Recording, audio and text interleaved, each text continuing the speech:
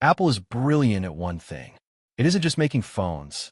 It is making you believe that yesterday's technology is tomorrow's revolution. And right now, the noise around the upcoming iPhone 17e is getting deafening. Everywhere you look, there are headlines about this being the budget king or the flagship killer. They want you to think this is the moment Apple finally gives us a perfect balance of performance and price. But I need you to stop listening to the marketing for a second. We need to look at what is actually happening. Because when you strip away the shiny commercials and the clever naming schemes, the iPhone 17e isn't looking like a gift to the fans. It looks like a trap. Let's be real about the performance rumors, because this is where the biggest trick is hiding. On paper, everything looks fantastic. The reports are flying around claiming the iPhone 17e will feature the A19 chip. That sounds incredible, right? It is the same generation of silicon that will be powering the flagship iPhone 17 lineup. It sounds like you're getting a Ferrari engine in a Toyota Corolla.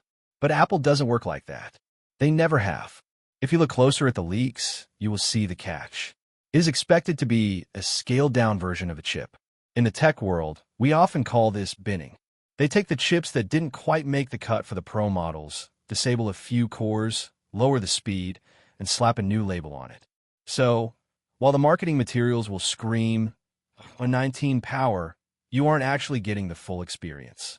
The real raw power is being gatekept for the people spending $1,000 or more. This is a classic move. They use a familiar, powerful name to make you feel like you're future-proofed, but they limit the performance behind the scenes just enough so you don't threaten the sales of their expensive toys. Calling this a massive upgrade only works if you're comparing it to an iPhone from 4 years ago. If you compare it to the wider market, or even what this chip should be capable of, it starts to feel a lot less impressive. It is performance management, plain and simple. Then we have to talk about the design. This is where the gaslighting really starts to happen. The leaks are suggesting that Apple is finally going to remove that massive, ugly notch from the top of the screen. They are reportedly adopting the dynamic island for the iPhone 17e. And I guarantee you, when this phone launches, they will present this as a courageous step forward in design. They will show smooth animations and talk about how magical the interface is. But let's be honest with each other. This is not innovation. This is a correction. The notch has been outdated for years. While Android manufacturers were figuring out pinhole cameras and under-display sensors, Apple kept the notch on their lower-tier models to make sure you knew you were buying the cheap one. They used bad design as a way to separate the classes. Now that the high-end models have moved on, they are handing down the dynamic island like it is a brand new feature. It isn't new. It is a hand-me-down. They are presenting a game of catch-up as if it is a sprint for the lead. The display panel itself tells the same story. We are hearing it will be a 6.1-inch OLED screen. Yes, OLED is better than LCD. The colors are punchier and the blacks are deeper. It is definitely an improvement over the older SE models. But again, look at the context. Walk into any electronics store today. Look at the mid-range Android section. You will see phones that cost $300 or $400 that have had OLED screens for years. It has been the standard. It is the baseline. Apple acting like this is a premium feature for the 17e is ridiculous.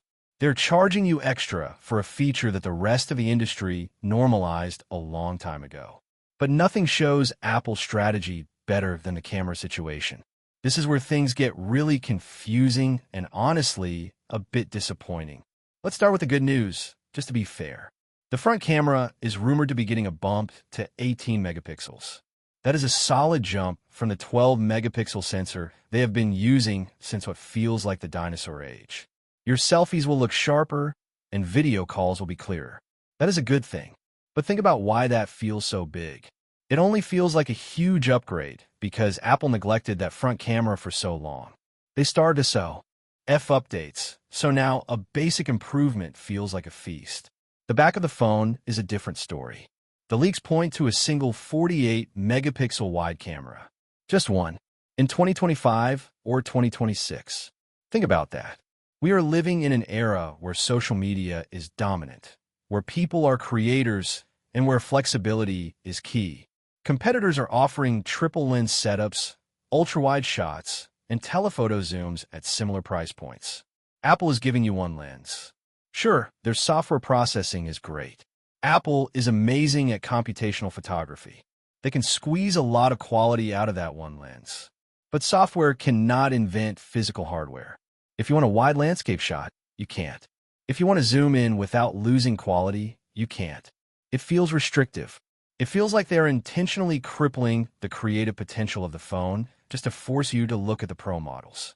Even with the rumors of a new square sensor for better landscape selfies, it doesn't excuse the lack of versatility on the main shooter. Now, we have to talk about the price because this is where the value argument falls apart. The expected price is floating between $599 and $649. On the surface, you might say, well, that is hundreds of dollars cheaper than the $999 flagship. And you would be right. It is cheaper. But cheaper does not mean good value. Value is about what you get for your money. At $650, you are entering a very competitive bracket. You are going up against flagship killers from Google, Samsung, and OnePlus that offer better screens, more cameras, and faster charging. If the iPhone 17e launches in early 2026, which is the rumored window, the competition will be even fiercer. By then, the standard for a $600 phone will be even higher.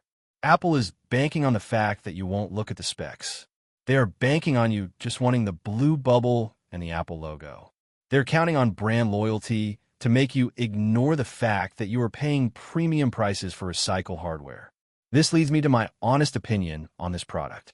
The iPhone 17, it looks like a masterclass in compromise. It is a phone built by accountants, not engineers.